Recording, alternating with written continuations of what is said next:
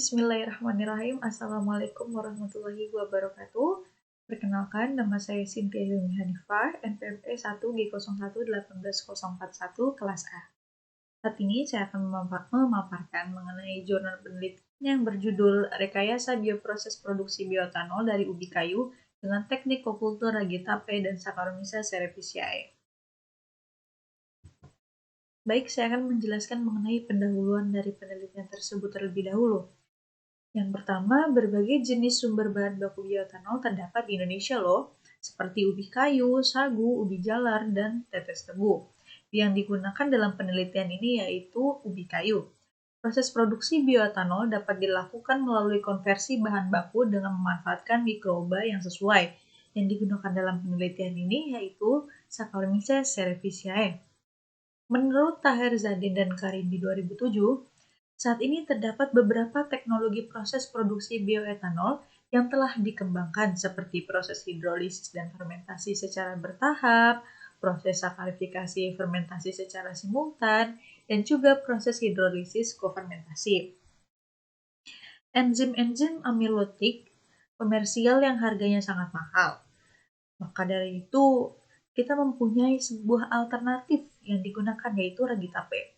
Ragi tape dapat menjadi alternatif starter loh, amilotik yang dapat dipergunakan dalam proses hidrolisis dan fermentasi juga produksi bioetanol. Ragi tape merupakan kultur kering yang terdiri dari konsorsium mikroba berupa yeast atau kanir, kapang, dan juga bakteri dengan jenis coci.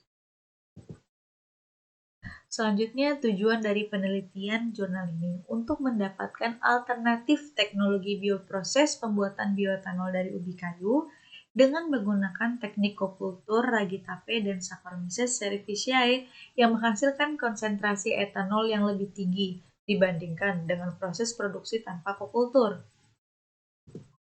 Selanjutnya yaitu rancangan penelitian. Penelitian ini dirancang dengan rancangan acak lengkap menggunakan teknik kultur 7 level. Semua perlakuan diulang sebanyak 2 kali. Parameter yang diukur yaitu pH selama proses fermentasi menggunakan pH meter, perubahan konsentrasi total gula substrat selama fermentasi dengan metode phenol H2SO4, dan juga konsentrasi etanol, gas kromatografi, dan efisiensi fermentasi.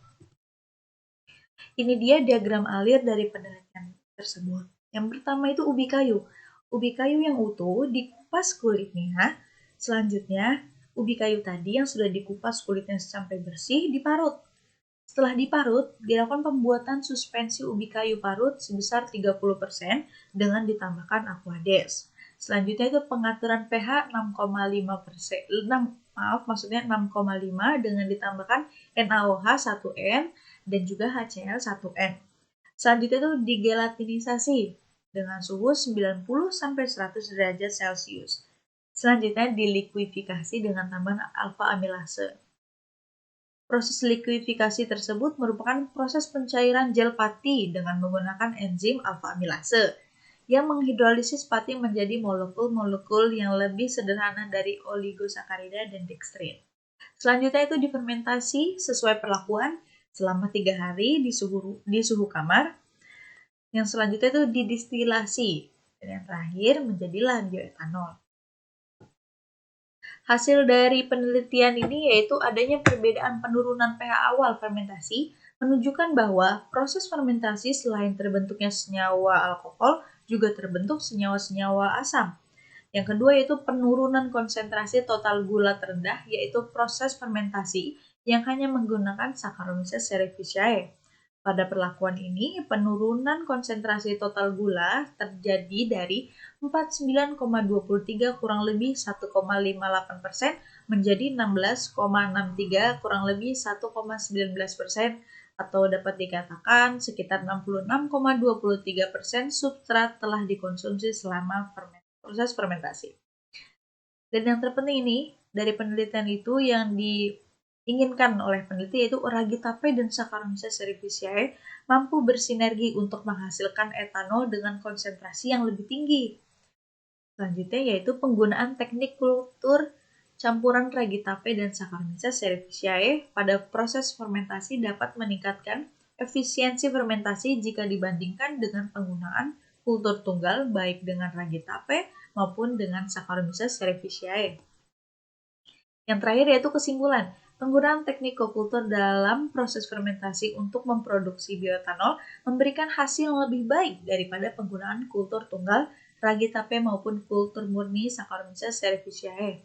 Yang kedua, yaitu teknik kokultur yang memberikan hasil terbaik adalah perlakuan proses fermentasi dengan pemberian ragi tape untuk 1 hari pertama dan dilanjutkan dengan pemberian kultur Saccharomyces cerevisiae untuk 2 hari berikutnya. Perlakuan ini perlakuan ini mempunyai pH akhir yaitu sebesar 4 dengan persentase konsumsi substrat atau glukosa sebesar 82,92%, menghasilkan etanol dengan konsentrasi 11,0% dan juga efisiensi fermentasi 52,94%. Baik, itu saja penyajian mengenai jurnal tersebut. Jika ada yang kurang atau salah, mohon dimaafkan. Sekian, terima kasih. Wassalamualaikum warahmatullahi wabarakatuh.